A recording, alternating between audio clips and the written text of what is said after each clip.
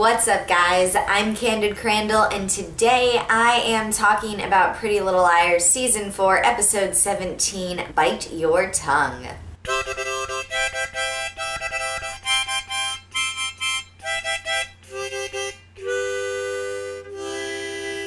As per usual, if you have not yet watched the episode of Pretty Little Liars and you do not want anything to be spoiled for you, pause this video and come back after you have watched the episode. I won't be offended in the least. Spencer is piecing together Allie's journal entries from pictures that she took, and she's working on the Hot for Teacher story. I think she's on to Ezra. I'm kind of ready for one of the liars to know what we all know, because once they start knowing things, we get to know more. There's a party at Arya's that Mike is throwing, and Mona is there. Her and Mike are friends. Ooh, so that's probably Mona's new love interest. Those of you that guessed Mike, yay for you. I'm just happy it's not Ezra, because that was really all I cared about.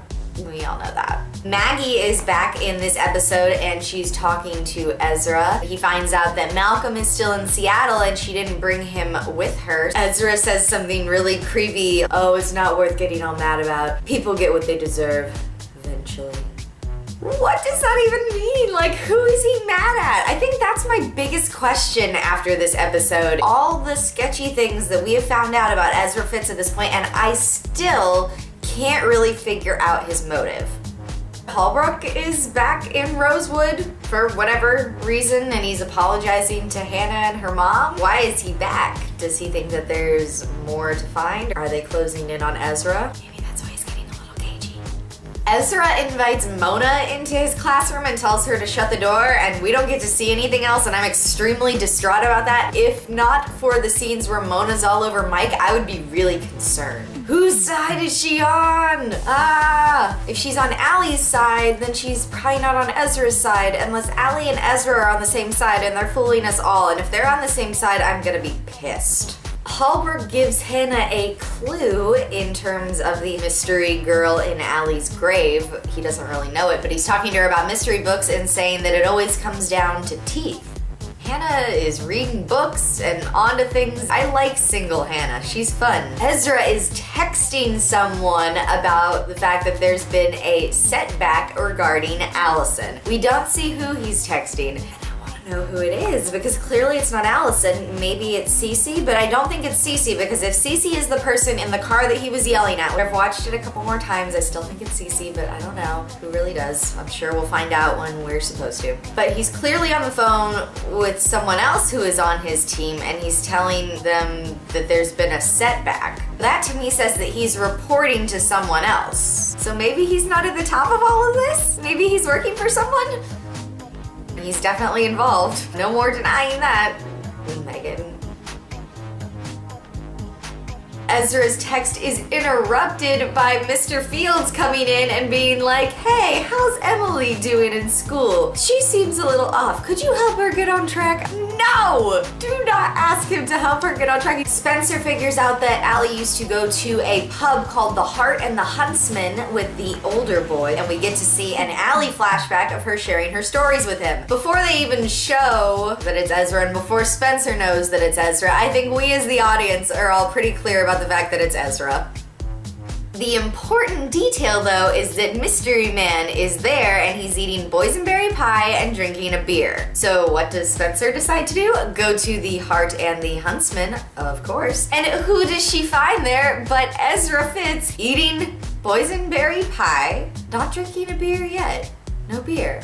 So maybe it's just a coincidence. But he leaves and he's all like sketchy and cagey about it. Oh, can I cancel the rest of my order? I have to go. The waitress brings Spencer over a beer and Spencer's like, oh, what's this? And she's like, oh, he already paid for the rest of his order. Spencer looks at the beer bottle and what does it say? Board Shorts Ale. No! No, no, no, no, no, no, no, no, no! So Ezra's board shorts? Apparently. But we still don't know if he liked Allie back. Allie might have just had a crush on him. That kiss. Oh, that kiss.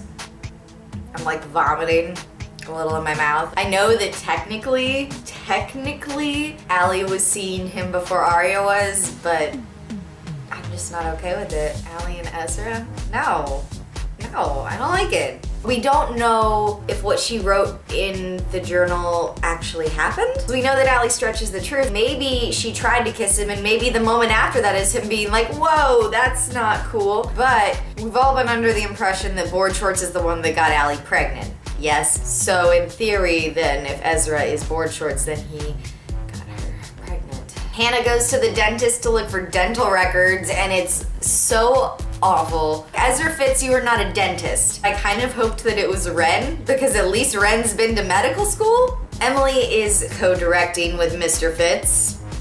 That's so good. Thanks, Dad, for throwing her right to the wolves. He's so trustworthy. Such a trustworthy face. Everyone trusts him and it's awful. He's probably like really deranged, isn't he?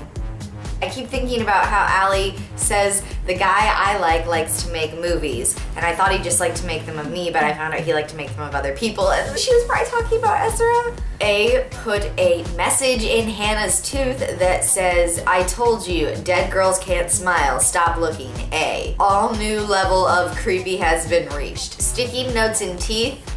A stole the dental records that Hannah found. He shreds them up and puts them in a bird cage for none other than Tippy the parrot, who sings and says, hey there, Board Shorts, did you miss me? Maybe Tippy is just repeating what Allie would say on the phone, but it could have also been the fact that Ezra has Tippy. Let me know down in the comments some of your Pretty Little Liars theories. I would love to discuss them with you. I know that a script for episode 20 was leaked on the internet, and I made the decision not to read it. I don't want to know anything. I feel like I want to be like true to the integrity of the show and the people that are creating it and see it how they want it to be seen. So please don't tell me anything about that. If you don't already, you can follow me on Twitter, Tumblr, Blogspot, and Instagram, username CandidCrandell. I put out videos every Tuesday and Thursday on my channel, so make sure you subscribe so you don't miss any of them. Thank you guys so much for watching, and I will see you again on Tuesday. Bye.